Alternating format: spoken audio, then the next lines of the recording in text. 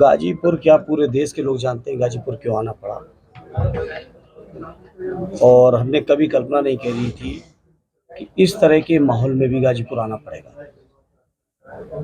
जो घटना हुई पूर्व विधायक मुख्तार अंसारी साहब के साथ, जो उनका निधन हुआ, और निधन ही नहीं, उनके स्वाभाविक निधन होता तो एक अलग बात थी। जिस तरीके के सवाल उस निधन के साथ जुड़े हैं, मैं समझता हूँ देश में कभी किसी ने कल्पना नहीं की होगी। लगातार उनके परिवार के लोग न्यायालय में अर्जी लगा रहे थे। माननीय सर्वोच्च न्यायालय तक उनकी अर्जी इस बात को लेकर गई थी कि जेल में रह के वो अपने को सुरक्षित महसूस नहीं कर रहे। और माननीय सर्वोच्च न्यायालय में उत्तर प्रदेश शासन के प्रिंसिपल सेक्रेटरी होम ने एफिडेविट दिया, और उनके एफिडेविट पर विश्वास करके माननीय न्यायालय ने डायरेक्शन दिया कि उनकी सुरक्षा और स्वास्थ्य का इंतजाम रखना सरकार की जिम्मेदारी है। जिस बात का सरकार ने एफिडेविट दिया कि करेंगे, लेकिन बावजूद इसके जो परिजनों से मिलने के बाद सभी चीज़ों को जो समझने का मौका मिला, जितना मैं समझा, उनके परिवार में उनके बड़े भाई और इस क्षेत्र के बहुत जिम्मेदार नेता, वर्तमान सांसद भी हैं, पहले भी रहे, कई बार के विधायक आदरणीय अफजाल साहब से बात हुई, परिवार के और साथियों और लोगों से, परिवार के लोगों से बात हुई, उनके बेटे उमर साहब से हुई, मनु से हुई। सभी लोगों से मिलने के बाद जो महसूस हुआ, मैंने इस तरह की शासन देश में कभी होगा इस बात की कल्पना नहीं की थी कि न्याय का विरक्षा में रहते हुए, जेल में रहते हुए, प्रशासन द्वारा या प्रिंसिपल सेक्रेटरी होम द्वारा माननीय सर्वोच्च न्यायालय में एफिडेविट देने के बावजूद इस तरह से उनकी डेथ हुई है, इस बात की कल्पना कोई नहीं कर सकता। और जैसा कि घटना दर घटनाएं, मैं सोचता हूँ आप सब गाजीपुर के जिम्मेदार साथी हैं, प्रतिनिधि हैं, आप लोगों को मुझसे बेहतर पता होगा। मुझसे भी बहुत सारी चीज़ें, मैं तो कुछ समय उन लोगों के बीच बिताया तो कुछ बातों को जानकारी मिली। आप लोग लगातार उनके बीच रहे होंगे, गाजीपुर के लोगों के बीच रहे, बात की होगी आपने, मुझसे बेहतर आपको पता हुआ इस बात को, कैसे कैसे घटनाएं हुई। 19 तारीख को से लगातार शंका इस बात की चल रही थी, जो चर्चा है, और 25 तारीख तक अस्पताल नहीं भेजा गया। 25 की रात को 2 बजे टेलीग्राम आता है आपके मोहम्मदाबाद थाने में कि उनकी हालत गंभीर है, परिवार के लोग जल्दी संपर्क करें, और अगले ही दिन शाम 4 बजे वापस जेल में भेज दिया जाता है। जो व्यक्ति आईसीयू में हो, जो व्यक्ति ऑक्सीजन से लेके तमाम सपोर्ट लेके हॉस्पिटल में हो, क्या आप इमेजिनेशन कर सकते हैं कि 14 या 18 घंटे के अंदर पूरी तरह स्वस्थ होके वापस बैरक में रहने योग्य हो जाएगा? तो ये मामूली बातें नहीं, ये बहुत गंभीर न्याय का विषय है, जांच का विषय है। और मेरी साफ मांग है, माननीय सर्वोच्च न्यायालय को इसमें सो मोटो लेना चाहिए, और कम से कम माननीय उच्च न्यायालय के सिटिंग न्यायाधीश के स्तर से पूरे मामले की, पूरे प्रकरण की जांच होनी चाहिए, और जो दोषी लोग हैं उन पर कठोरतम कार्रवाई होनी चाहिए। क्योंकि इस तरह संस्थागत और ना इस तरीके से न्याय का विरक्षा में रहते हुए प्रदेश में घटनाएं जो हुई हैं, एक अभी केवल मुख्तार जी की ही नहीं हुई है, उससे पहले अतीक अहमद साहब की हुई, उनके भाई अशरफ की हुई, उससे पहले विकास दुबे की हुई, उससे पहले मुन्ना बजरंगी की हुई। लगातार न्याय का विरक्षा में रहते हुए लोगों की जो सुनियोजित और संस्थागत हत्याएं हो रही हैं, ये देश और प्रदेश के लिए बहुत गंभीर चिंता का विषय है। और गाजीपुर के लोगों, आप लोग बहुत जागरूक लोग हैं, और मैं समझता हूँ वैचारिक चीजों की वानगी है गाजीपुर, ये पूर्वांचल की धरती। आज आप लोगों को इन मुद्दों को बहुत गंभीरता से, बिना राग द्वेष के, बिना पक्षपात से, सच्चाई के साथ उठाना चाहिए। मैं आप सबसे अपील करूंगा। प्रथम दृष्टया क्या लगता है मुख्तार अंसारी वाले मामले में? देखिए, मैं जो परिवार के लोगों ने बताया वो मैं आपको बता चुका हूँ। आज आप गए थे अंसारी साहब के घर, क्या बताया लोगों ने? मैंने यही तो बताया, मैंने आदरणीय अफजाल अंसारी साहब को कोट किया आपके सामने, और ये घटनाएं जो मैं आज आपको बता रहा हूँ, ये सारी घटनाएं उन्हीं के जुबान से मैं सुनने के बाद आप सबके बीच अपनी बात को रख रहा हूँ। परिवार के लोगों को पूरी की पूरी शंका है कि उनकी ये स्वाभाविक मृत्यु नहीं है। जिस बीमारी का हवाला दिया जा रहा है वो बीमारी स्वाभाविक नहीं है। वो इस बात की शंका जाहिर कर रहे हैं, हो सकता है ऐसी परिस्थितियां पैदा की हों कि कहीं ना कहीं ये बीमारी बढ़ी हो। लेकिन जहां माननीय न्यायालय में एफिडेविट दे रखा हो प्रिंसिपल सेक्रेटरी होम द्वारा, रुको भाई, वहां पे अगर इस तरह की बात होती है तो बहुत, मैं समझता हूँ अफसोसजनक के साथ साथ बहुत चिंता की बात है कि आखिर देश कानून से चलेगा कि नहीं चलेगा। देश कुछ लोगों की मर्जी से ही चलेगा क्या, कुछ लोगों की मानसिकता से ही चलेगा, या देश कानून के साथ या जो न्यायिक प्रक्रिया है उस प्रक्रिया से गुजरते हुए चलेगा। सर, पोस्टमार्टम रिपोर्ट में जो रिपोर्टें आ रही हैं मीडिया की तरफ से कि हार्ट अटैक से डॉक्टर ने बताया, नहीं, बहुत सारी बातें जो सरकार नहीं कह रही है वो उनके परिवार के लोग कह रहे हैं। जी आप एक बहुत जिम्मेदार समाज के नागरिक हैं, हम आप सभी। क्या परिवार की इन सब बातों को अनदेखी किया जा सकता है इतनी बड़ी घटना में? क्या हम में से किसी के परिवार के साथ भगवान न करे कभी ऐसी नौबत आए, क्या आप अनदेखी कर पाएंगे इन बातों को? इसी समाज बहुत संवेदनाओं से बना है। समाज कानून से चलता है। कानून के रास्ते से चलने के साथ साथ जिस तरह से एफिडेविट देने के बावजूद, आप मुझे बताइए, 2 बजे आप पता करिए, यहाँ से जाइए, आपके 20 किलोमीटर दूरी पे मोहम्मदाबाद थाना, 19-20 की रात में 2 बजे 25 की रात में, 25-26 की रात में टेलीग्राम आया कि नहीं आया कि हालत नाजुक है, परिवार के लोग संपर्क करें। रात को 2 बजे मुझे बताया गया कि टेलीग्राम आया और अगले दिन शाम को 4 बजे वापस बैरक में भेजा जा रहा है। अगर कोई व्यक्ति गंभीर बीमार है तो क्या आप इस बात की कल्पना कर सकते हैं कि 12, 14, 18 घंटे के अंदर उतना स्वस्थ हो जाएगा कि आईसीयू से निकाल के सीधा बैरक में, जहां कोई भी मेडिकल फैसिलिटी नहीं है, वहां पर रह पाएगा? क्या ये बातें इतना पर्याप्त नहीं है सरकार की मंशा को समझने के लिए? धर्मेंद्र जी, बात किया जाए तो कल रात, बीती रात जो है ओवैसी साहब भी आए हुए थे, जो कि लगातार इंडिया गठबंधन का विरोध भी कर रहे हैं, लेकिन वहीं लोगों का कहना है कि अखिलेश यादव का अभी तक, देखिए, पूरी समाजवादी पार्टी, आरडी मुख्तार अंसारी जी और उनके परिवारजनों साथ है और स्वयं वो परिवार और पार्टी का अंग है। आरडी राष्ट्रीय अध्यक्ष जी बहुत संवेदनशील इस घटना को लेकर और लगातार परिवार के लोगों के, जिम्मेदार लोगों के संपर्क में, और आज मैं भी आया हूं तो कहीं ना कहीं उसी बात का एक हिस्सा। 2024 चुनाव को लेकर सर क्या कहेंगे, किस तरह की रणनीति हुए, क्या इस पे असर पड़ेगा? देखिए, रणनीति वगैरह तो अभी नहीं मैं कह सकता हूँ, लेकिन मैं इस बात का, मैं शब्दों में तो बयां करने योग्य नहीं है, लेकिन मैं आश्चर्यचकित हूँ इतनी बड़ी घटना के बावजूद आदरणीय अफजाल अंसारी साहब और उनके परिवार के लोग, इतनी बड़ी घटना के बावजूद उनका मनोबल नहीं टूटा है और आज भी वो संकल्पित हैं। जो लड़ाई उन्होंने शोषित लोगों की, पीड़ित लोगों की, वंचित लोगों की, गरीबों की, मजलूमों की, जिस लड़ाई को वो लड़ते रहे, उस लड़ाई को बहुत मजबूती से लड़ते हुए न केवल जनपद गाजीपुर में बल्कि पूरे पूर्वांचल में वो लड़ाई को आगे बढ़ाने का काम करेंगे। ये बातें मैं आज सुन के मैं खुद आश्चर्यचकित था, क्योंकि मैं एक बहुत संवेदनशील व्यक्ति हूँ। स्वाभाविक है, इतनी बड़ी परिवार में जब घटना हो तो लोगों की हिम्मत अन्य सामाजिक, राजनीतिक की, अन्य चीज़ों की नहीं हो पाती है, लेकिन बहुत बहादुर लोग हैं सर कल, और कहीं ना कहीं स्वतंत्रता संग्राम सेनानियों का खून उस परिवार के लोगों की नसों में दौड़ रहा है। कब्रिस्तान भी गए थे आप? जी बिल्कुल गए थे, वहाँ फूल चढ़ा। पल्लवी पटेल और ओवैसी ने जो तीसरा मोर्चा बनाया है पीडीएम, हमें कोई फर्क नहीं पड़ता इन बातों से कि कौन क्या कर रहा है। मैं आज संवेदना देने आया हूँ गाजीपुर में, कोई राजनीति करने नहीं आया हूँ। बाकी सवाल ये है कौन क्या कर रहा है, कौन कैसे करेंगे, इन बातों में मैं नहीं जाना चाहता हूँ। बाकी जब चुनाव आता है तो जाने कितने गठबंधन बनते हैं, जाने कितने बिगड़ते हैं, आप भी जानते हो, कोई नई बात नहीं है। पल्लवी पटेल जी आज भी समाजवादी पार्टी की सिंबल की विधायक है।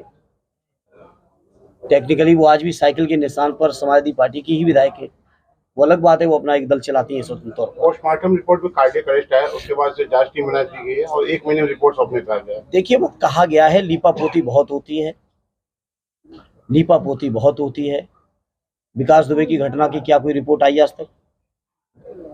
अतीक अहमद जी की घटना की मीडिया के समक्ष लाइव हत्या हुई, क्या कोई रिपोर्ट आई आज तक? तो ये बातें नहीं है।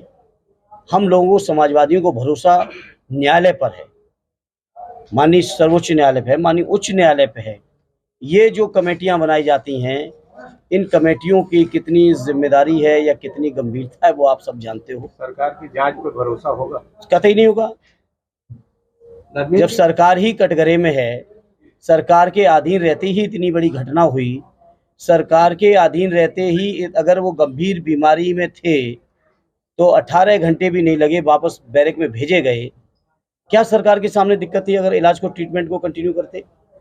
आईसीयू के बाद जनरली आदमी प्राइवेट वार्ड में या जनरल वार्ड में लाया जाता है, उसके बाद डिस्चार्ज होता है। क्या समाजवादी पार्टी उच्च स्तरीय जांच की मांग करेगी? बिल्कुल कर रही है मांग, समाजवादी पार्टी पहले दिन से मांग कर रही है। आप क्या फॉलो नहीं कर रहे हैं पार्टी को? हाँ, पहले दिन से मांग कर रही है। धर्मेंद्र जी, कल अफजल जी ने बयान देते हुए कहा है कि लोग कह रहे हैं कि मुख्तार की कहानी का द एंड है, लेकिन कहानी अब शुरू होगी। देखिए, मैंने आपसे कहा वो आप किस चीज़ को किस रूप में ले रहे हो। मैंने आपसे कहा कि मैं उनकी इस बात की हिम्मत की, मैं छोटा हूँ उम्र में, मैं सराहना किस शब्दों में करूँ, लेकिन बड़ी चीज़ थी। इतनी बड़ी घटना के बावजूद वो परिवार हिम्मत नहीं आ रहा है। आखिर उन्होंने लोगों की सेवा न की होती तो उनके जनाजे में हम तो नहीं थे मौजूद, आप ही सब ने दिखाया, लाखों लोग कैसे मौजूद होते। आखिर कहीं ना कहीं लोगों का, गरीबों का, मजलूमों का विश्वास, यकीन, भरोसा उनके परिवार के ऊपर है। इन विषम परिस्थितियों में पूर्वांचल में क्या स्थिति बनेगी लोकसभा चुनाव में? पूर्वांचल की जनता बहुत जागरूक है राजनीति के मामले में, बहुत समझदार, जिम्मेदार और देश की राजनीति को दिशा देने वाले लोग हैं। ये गाजीपुर की धरती मामूली धरती नहीं है, एक से एक बड़े देश के नेता दिए। गाजीपुर लोकसभा को क्या देखते हैं, किस तरह से देख रहे हैं, क्या होगा? निश्चित तौर पे पार्टी ने यहाँ पे उम्मीदवार आदरणीय अफजाल जी को घोषित कर रखा है और वो यहाँ से बहुत ऐतिहासिक वोटों से चुनाव जीतेंगे। और वही नहीं जीतेंगे, मुझे उम्मीद है कि उनके साथ साथ बगल की, चाहे हमारे जौनपुर जनपद हो, आजमगढ़ जनपद हो, मऊ हो, बलिया हो, अंबेडकर नगर हो, या आपके चंदौली से लेके आप चले जाइए अंबेडकर नगर, भदोई तक, पूरा इलाका समाजवादी पार्टी का गढ़ है। विधानसभा में इस बात को साबित हुआ है और लोकसभा के चुनाव में भी ऐतिहासिक परिणाम आएंगे। आपके सामने निरहुआ फिर है, क्या लगता है इस बार? कोई बात नहीं, कोई तो होता, कोई नई बात थोड़ी है। क्या बीजेपी का कैंडिडेट नहीं होता कोई? निरहुआ है, अच्छी बात है, अच्छा है। उनको भी काम करने का लोगों ने मौका दिया और काम का समीक्षा का भी लोगों को मौका मिल रहा है। अगर कैंडिडेट हट जाते तो शायद समीक्षा का मौका ना होता। वो दम भर रहे हैं कि पिछली बार से ऐतिहासिक जीत होगी, आप क्या बता रहे हैं? नहीं, हम लोग इसमें के नहीं है दम भरने वाले।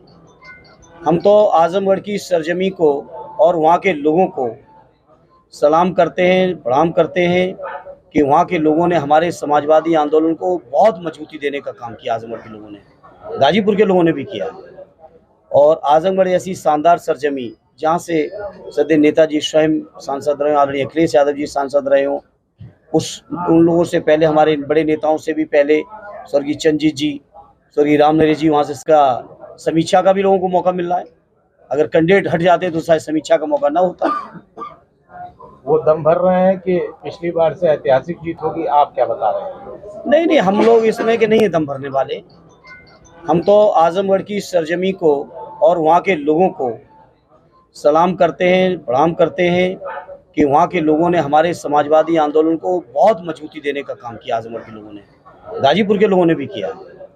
और आजमगढ़ ऐसी शानदार सरजमी जहाँ से सदैव नेताजी स्वयं सांसद रहे, आदरणीय अखिलेश यादव जी सांसद रहे हों, उन लोगों से पहले, हमारे बड़े नेताओं से भी पहले स्वर्गीय चंद्रजीत जी, स्वर्गीय राम नरेश जी वहाँ से सांसद रहे हों, स्वर्गीय राम बच्चन जी की कर्मभूमि रही हो, तो वो शानदार सरजमी है समाजवादी। सर, इस बार बुआ जी अलग लड़ रहे हैं।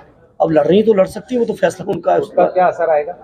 नहीं, कोई असर नहीं आएगा। लोग देख रहे हैं, लड़ाई सीधी है, बीजेपी को हटाने की है। और बीजेपी को हटाने के लिए कोई संघर्ष कर रहा है तो हमारा इंडिया गठबंधन, और उस इंडिया गठबंधन का कोई खेवनहार है उत्तर प्रदेश के मैदान में, तो माननीय अखिलेश यादव जी है। मुख्तार अंसारी की मौत का सरकार को फायदा मिलेगा या खामियाजा भुगतेगी? ये न सवाल आपको करना चाहिए और न इसका कोई जवाब बनता है। हम संवेदनशील इंसान हैं, हम उस विचारधारा के नहीं हैं जो इस तरह की घटनाओं में राजनीतिक गुरदोष या फायदे नुकसान नापे। हम बहुत संवेदनशील इंसान हैं। धर्मेंद्र जी, पिछली लोकसभा में अगर बात करें तो समाजवादी पार्टी बसपा दोनों एक साथ चुनाव लड़ी थी और बहुत आप देख रहे हो कि इतनी सीटें आपने पाई थी, और इस बार बीजेपी 80 की 80 सीट जीत का दावा कर रही है।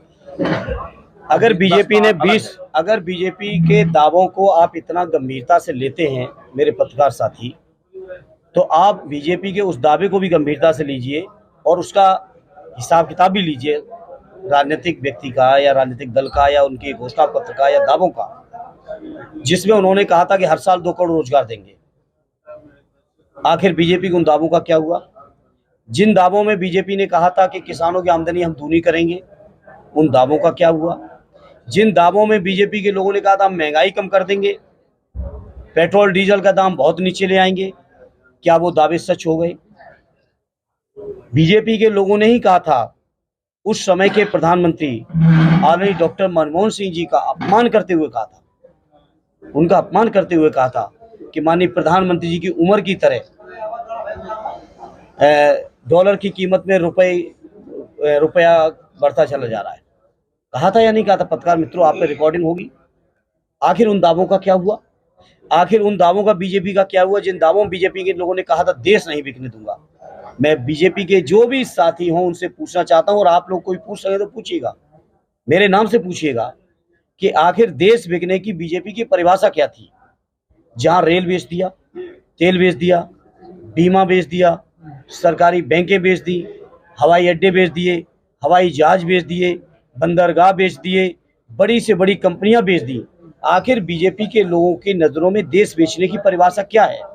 तो बीजेपी का जो दावा पिछले 14 से लगातार अलग अलग चुनावों में अलग अलग मौके पे होते रहे हैं, उन दावों में अगर सच्चाई हो तो हम 400 पार के दावा उनका स्वीकार कर लें। और उन दावों में जो हालत है, जैसे हमारे यहाँ पे हम इंतजार कर रहे थे खाता खुलवा के 15 लाख आएंगे, आप में से भी बहुत सारे लोग वेट कर रहे होंगे, 15 लाख आ जाएंगे। अगर वो दावे उनके सच निकले हों तो ये दावा सच मान लो, और अगर वो दावे सच नहीं निकले हों तो बीजेपी के किसी दावे को जनता गंभीरता से नहीं लेती है। सर, पिछली बार लोकसभा चुनाव में 2 युवाओं का साथ फिर रहा, यानी कांग्रेस में राहुल गांधी और समाजवादी पार्टी से अखिलेश यादव, तो इस बार भी 2 युवा फिर साथ में है, तो क्या लगता है कि उत्तर प्रदेश में बहुत ऐतिहासिक परिणाम आएगा?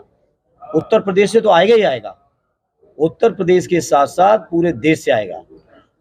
और जैसा कि उत्तर प्रदेश के बारे में पूरे देश में एक मान्यता है कि उत्तर प्रदेश जिधर चल निकलता है सरकार दिल्ली में उसी की बनती है, तो इस बार उत्तर प्रदेश बीजेपी को हटाएगा, इंडिया गठबंधन को लाएगा, आदरणीय अखिलेश यादव जी की और माननीय राहुल गांधी जी के मान और सम्मान को हमारा प्रदेश बढ़ाएगा। लेकिन उनके प्रदेश अध्यक्ष का यह कहना है कि वो जहां भी सपा के प्रत्याशी उनका प्रचार नहीं करेंगे।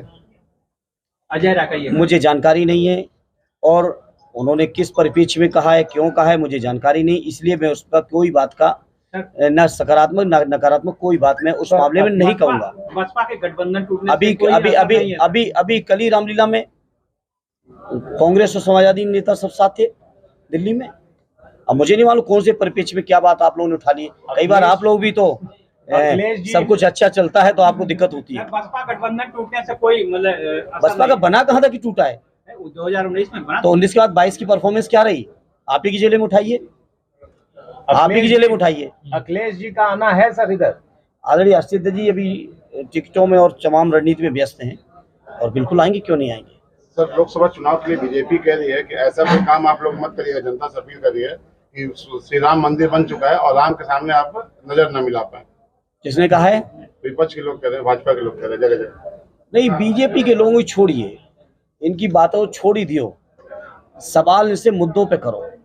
और पत्रकार मित्रों, आपकी भी जिम्मेदारी है और आपका भी इसी में हित है और आपका भी इसी यही कर्तव्य है देश के लिए भी।